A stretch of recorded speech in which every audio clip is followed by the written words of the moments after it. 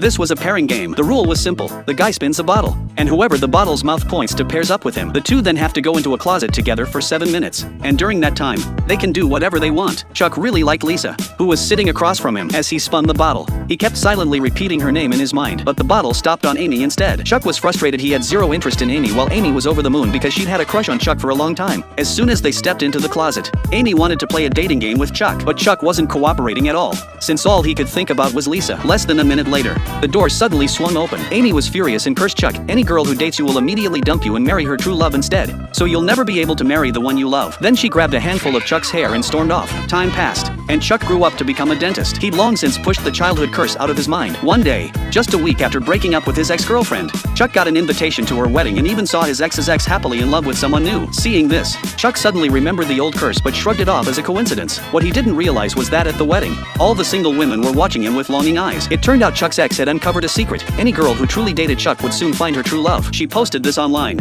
and it quickly caught the attention of many single women. Chuck even earned a nickname, Lucky Chuck. The next day at the dental office, Chuck was stunned by the scene. Usually, most of his patients were middle-aged women, but today, the clinic was packed with attractive women, all eyes on him. Good morning, doctor. I think I have a cavity. Me too.